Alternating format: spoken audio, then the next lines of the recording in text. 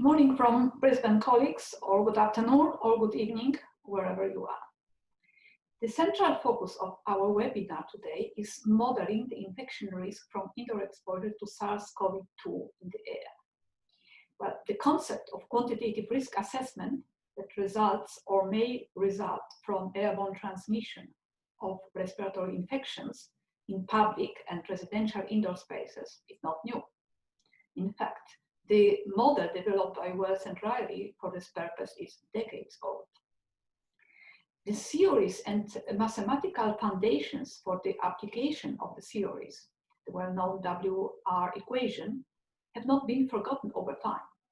And there has been a small but steady flow of research papers published in various journals applying and extending the model for various scenarios. Many of you on the call are authors or co-authors of such papers. However, it would be hard to trace the applications of such assessments in real life as tools for the mitigation of airborne respiratory infection transmission. For example, as tools to guide building design and operation to provide adequate ventilation for infection prevention, or to guide the utilization of shared indoor spaces to minimize the risk of infection. Utilization in this context means the number of people in the space or the time they spend there. The history of science provides many examples of theories or discoveries that had to wait for decades, if not centuries, before their time came to be actually applied. The COVID-19 pandemic brought into full focus the need for the actual application of the theories of risk assessment. This is no longer just a matter of scientific interest or an academic exercise. It is a necessity. In a matter of months, the development of tools for risk assessment exploded. Some of these have been already made available through publications or on websites. Some have been used, and many more are in various stages of development. Now, with the expansion of risk assessment modeling tools, this brings new questions and challenges. For example, how do we put these tools into the hands of those who need them? Or how are the users going to use them? Who in fact will be the users? And will the outcomes be applied to lower the risk of transmission?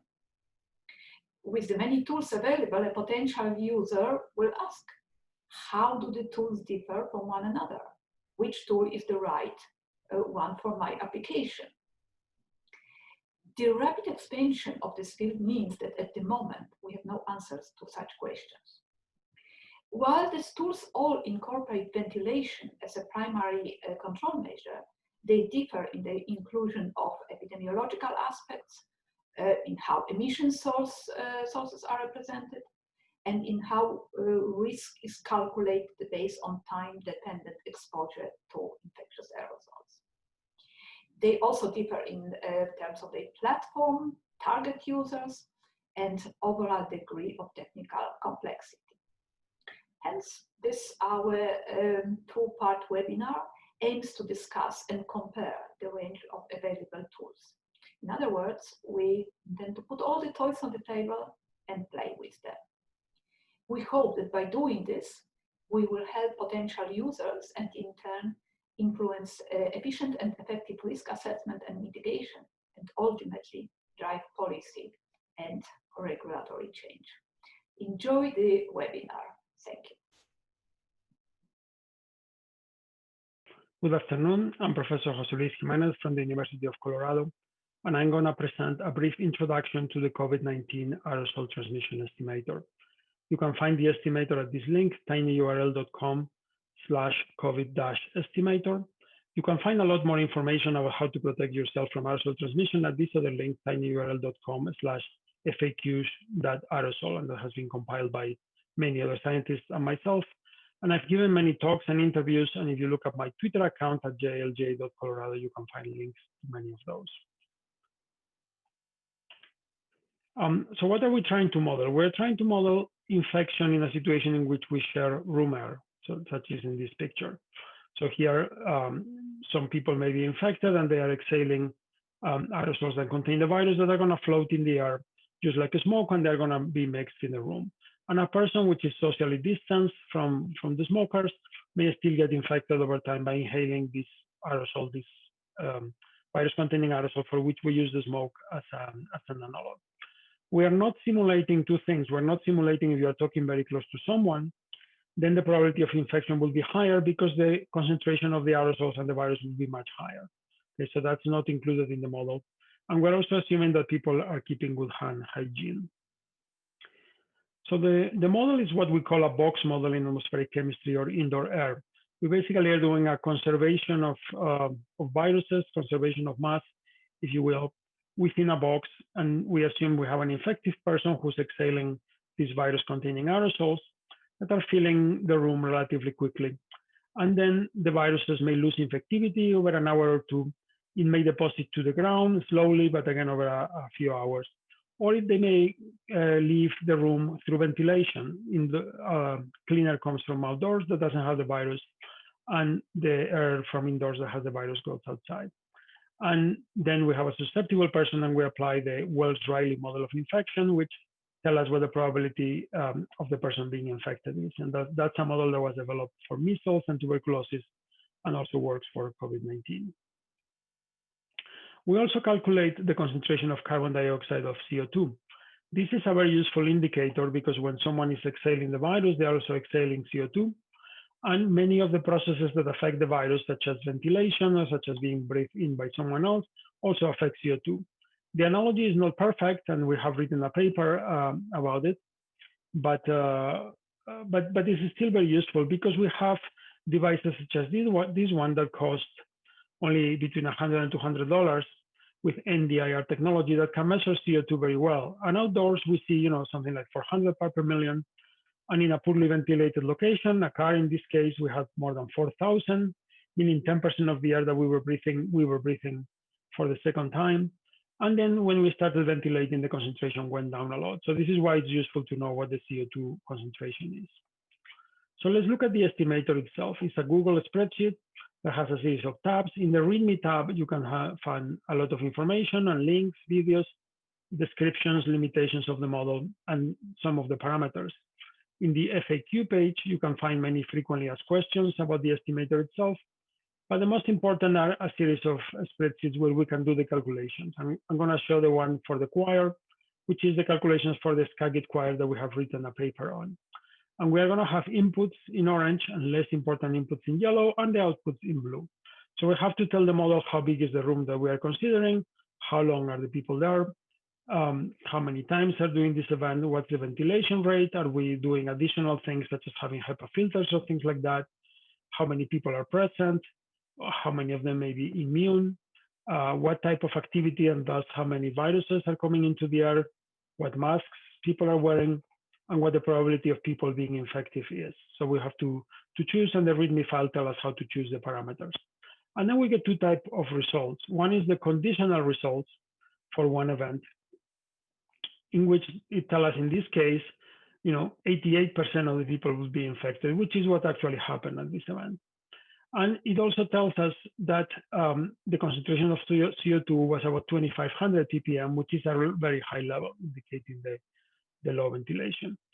In this conditional result, we're assuming someone was infected in that.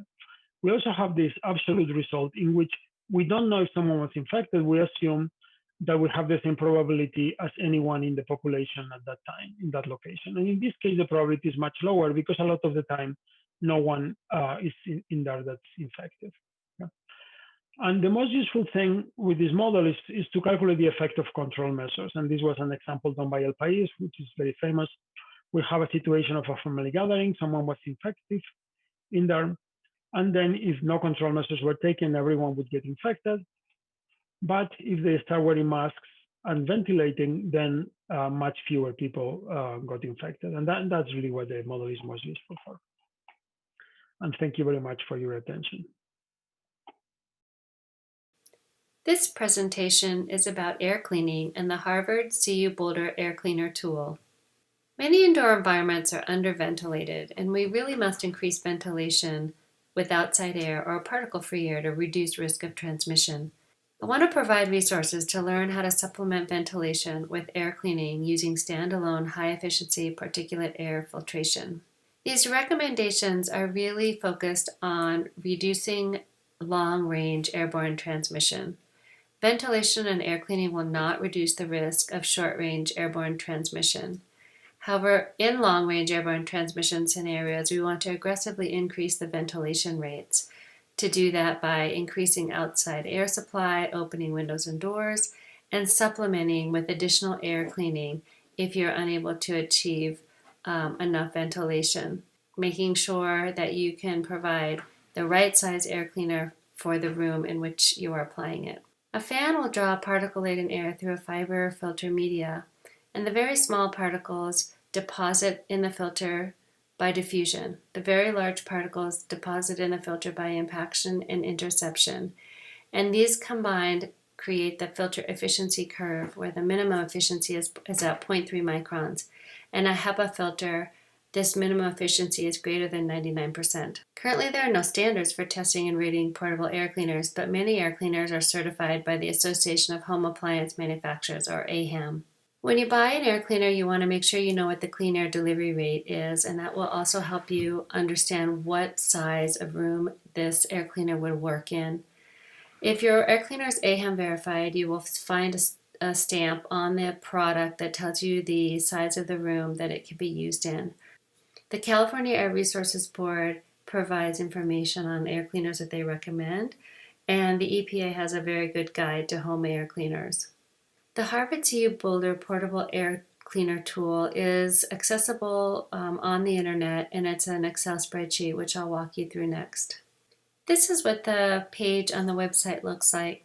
You'll go to this menu under File and download the Excel version onto your computer. When you open the spreadsheet, you will see 3 tabs. The first one has all the information regarding the tool. Here is some information about classroom ventilation. These are the American Society for Heating, Refrigerating, and Air Conditioning Engineers recommended ventilation rates. The second tab in the spreadsheet is a tool for selecting your portable air cleaner. You will enter information into the bright yellow fields, and all the other fields will help inform your decision. So you first enter the size of the room in which you would like to use the air cleaner. I'm going to change it to 600 square feet with an 8-foot ceiling. Now I have located an air cleaner which I'm interested in, and I find that on the box or on the manufacturer's information, it tells me that the clean air delivery rate of this unit is actually 250 cubic feet per minute. And then if I want to do this for a typical school, I would then decide what the ventilation rate would be. So I would click here and I would either pick low ventilation, typical school ventilation, enhanced ventilation, or good ventilation. Let's go with low ventilation. That would mean I'm getting less than 1 or equal to 1 air change per hour in that classroom. So if I add the air changes from the outdoor air ventilation, which is 1, and the total air changes from the air cleaner, which is 3.1, given the size of the room and the clean air delivery rate, I add these up and find that my space has a total air change of about 4. I can also figure out that a 250 clean air delivery rate air cleaner should really only be used in a room that's about 500 square feet. The third tab is the expanded tool with examples. And so what you'll find here are different portable air cleaners under consideration. And then you would input the size of the room that you are going to be using these devices in and the ceiling height. And here listed are the clean air delivery rates for these products. And then over here on step 4, it would be helpful for you to see which air cleaner is meeting your target air changes per hour in your room. And then what size room for this air cleaner would be the last few columns in this spreadsheet. So I hope this tool will help you sort out what size of air cleaner would be useful for improving the effective air change rate in your space.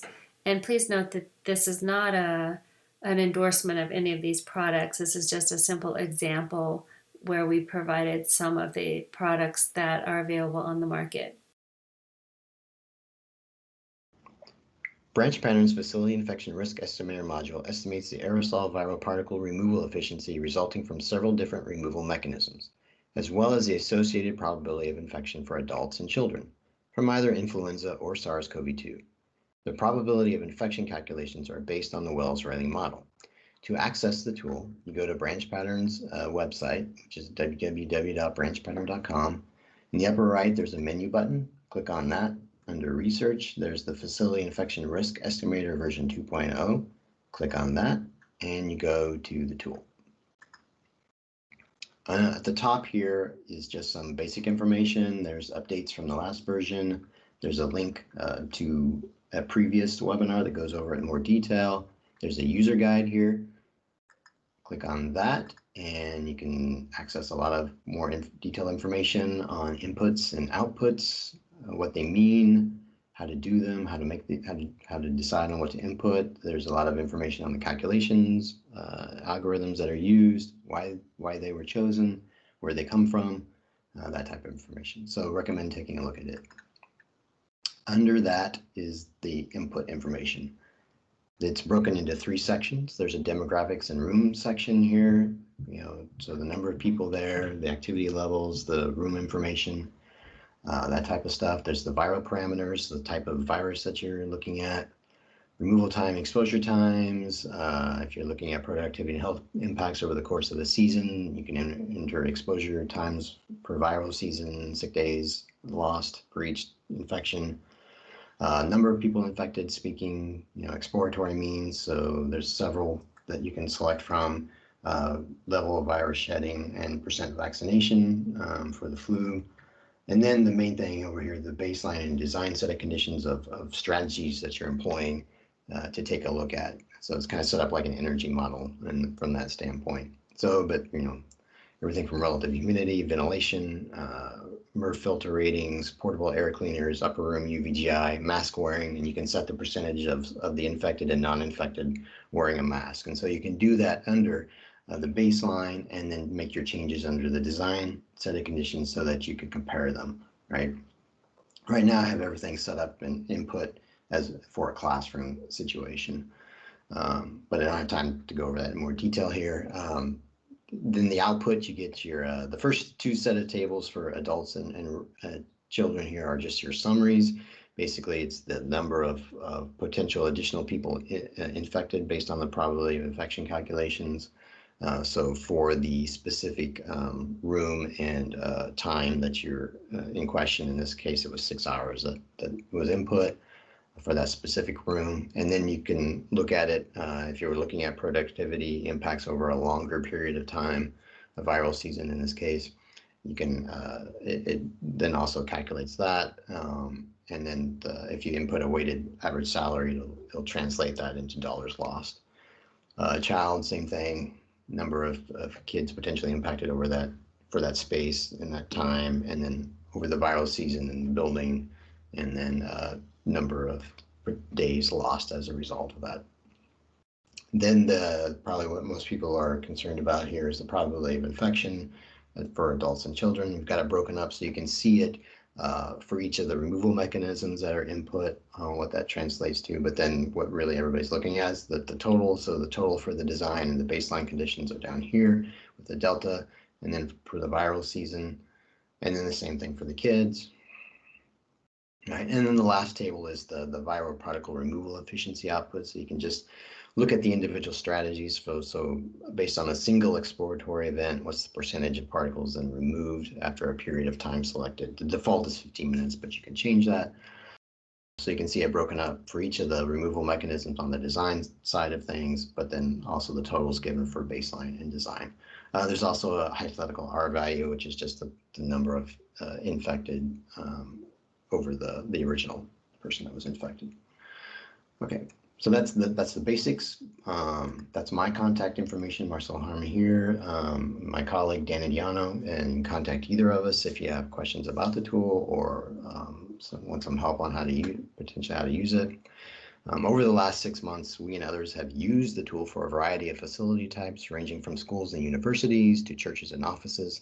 It's been used to evaluate the probabilities of infection of existing spaces, determine the most effective contextual strategies to reduce those probabilities, while also taking budgets and energy consumption into account.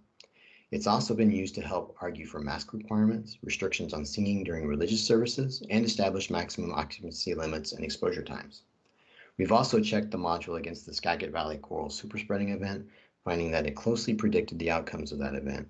We will also be checking it against other events as part of a peer-reviewed publication I'm currently working on with Dr. Josephine Lau, Associate Professor of the Durham School of Architectural Engineering and Construction, University of Nebraska-Lincoln. Thanks.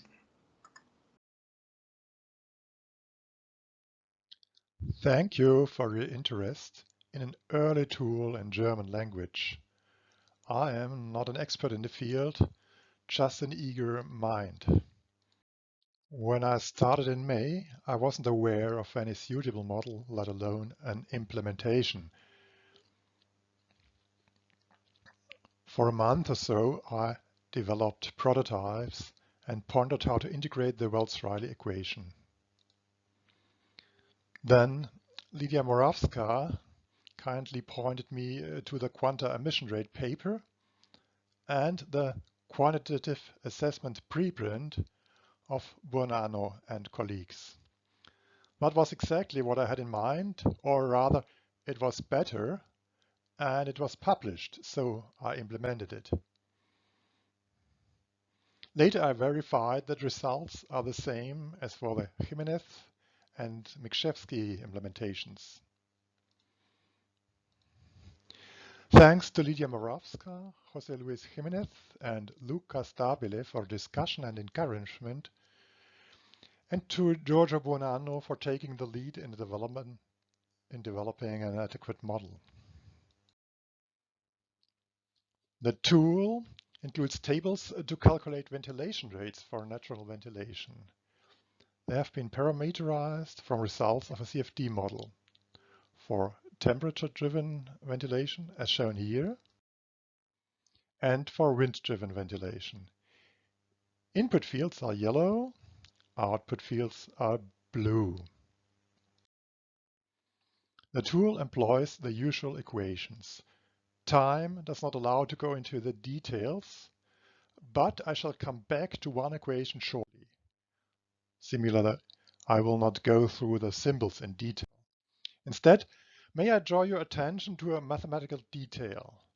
Concentration is integrated analytically, that is, exactly. This is a simple thing to do, but omitted in some models and tools, even in the papers by Buonanno and colleagues. Now let us actually use the tool. I have prepared for you input data for a scenario that I have adapted from the tool of Jose Luis Jimenez. It is the superspreading event in a Skagit Valley corral. The activity is singing and emitting at the 98th percentile of the Buonanno model. Breathing rate is specified in liters per minute. 61 singers.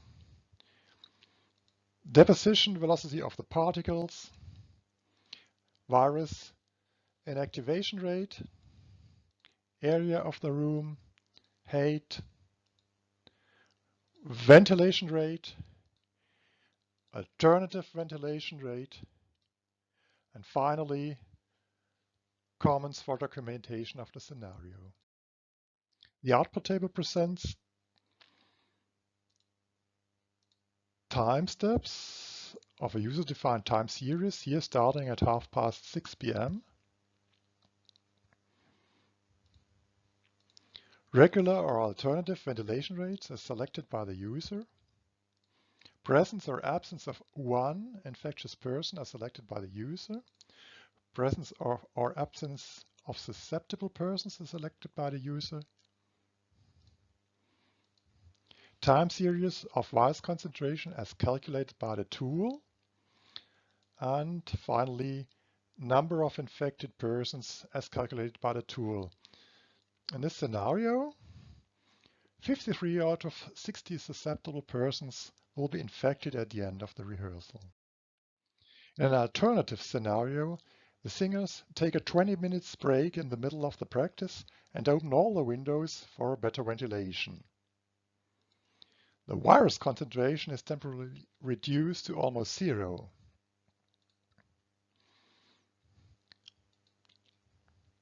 That doesn't really help to reduce infections, but the tool allows you to calculate the effect. To conclude, tools are available. Now, decision makers must endorse them. Both model parameters and input data are based on a lot of guesswork. This is why tested validation data are so important. CO2 monitors should be used to fix the ventilation rate.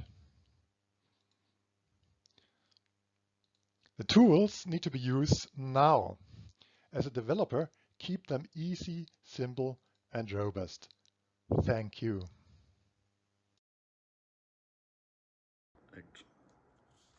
The content is for later useful when the handout will be published. My name is Fahmi Yigit. I studied mechanical engineering at the Dutch University of Twente. Although I do start immediately to work in a commercial company, my focus has been always science and research. I collect a lot of experience in airborne related issues in several market segments. Infection risk assessments can abstract be described as a source emitting initially droplets, the transmission and maybe change of the droplets into droplet nuclei, and a receptor who could inhale the droplets or droplet nuclei. Depending on the measurements taken or the external influencing factors, the situation can be safe or risky. Infection risk assessments models for airborne pathogen often are based on Wells-Riley. During the years, scientists developed variations considering mask protection, using filtration technologies or alternative parameters to be used. The limitation of Wells-Riley models are well known and are mainly based on the backward calculated quanta generation rate and the assumption of steady state source strength and well mixed room air. Those response models are maybe more accurate than Wells-Riley, but also much more difficult to handle. Both models to some extent neglect or implicitly consider environmental conditions, which creates a high portion of inaccuracy, especially for virus risk assessments. The transmission influences vary from natural or forced convection, carrying droplets or droplet nuclei. Countermeasurements could also help to influence the transmission. But what about the influence of environmental conditions? For example, when you open a window of a classroom in the winter, you assume reduced infection risk due to ventilation. But what about the increase of infection risk due to colder and drier air inside the classroom? Studies showed a significant influence from temperature and humidity on the viability and deposition of viruses. The Mollier chart is well known among engineers. It shows the relation between temperature and humidity and can be used to predict and calculate the influence of environmental changes to indoor comfort levels or energy consumption. If we would project general known weather conditions on the Mollier chart, we will get a very interesting map as you see here. If we would assume that each of those common weather conditions would be a tunnel where an infected person would cough or sneeze millions of droplets into, how would the droplet flow develop over time and differ from each other?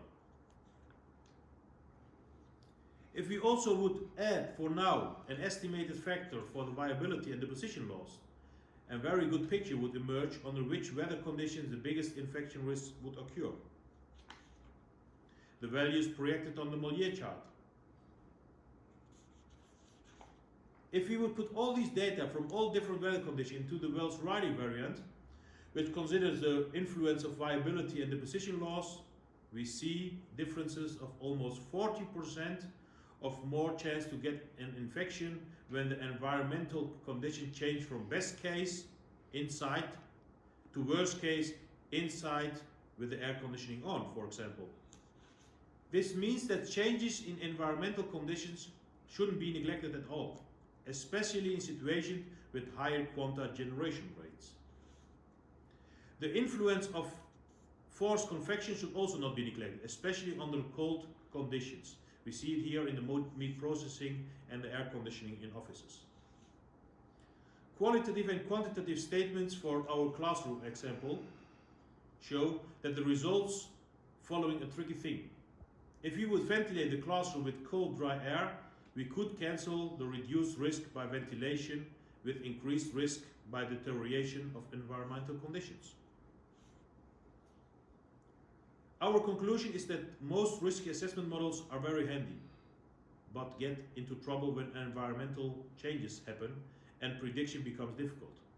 The Mollier diagram could help to define the needed environmental change to change the situation to a much safer level by means of heating, humidifying, or maybe drying the air inside the space. The model itself is rather robust because it's only fine-tuning existing models. Who thought ever that the thermodynamic-based Mollier chart could help to define needed environmental changes for a higher safety level, or just have a quick correction factor for your model's results when the weather conditions change? I hope that this simple Mollier chart can help you all to predict whether you are walking at safe or risky ice. Thank you again for listening, and the presentation, the paper, and the Excel sheet are all available for download. Thank you again. Hello, this is a quick introduction to the Airborne Infection Risk Calculator, and we're going to start with the underlying methodology. Calculation of risk is a four-step process, with the first step being to input the model parameters. This is your room volume, the removal rate of virus, which is a function of the ventilation rate, the air changes per hour, particle deposition, and inactivation in ambient air. Also, this includes the length of time of a gathering between infectious and susceptible persons. The next step is to select the activity level and activity for the susceptible and infectious persons. This could be resting and oral breathing, exercising and speaking loudly, or singing. And this determines the emission rate of infectious dose, the quanta emission rate, as well as the inhalation rate for susceptible persons. From these parameters, we calculate the quanta concentration and the dose inhaled by the susceptibles. And lastly, we use this to calculate a probability of infection for the susceptible using a dose-response model. The novel approach is to consider the probability of the emission in a risk calculation. And when we integrate the probability of infection by the probability of the associated emission, we get a risk that considers a full range of possibilities, reflecting variability in viral load of the infectious subject. So let's look at that graphically.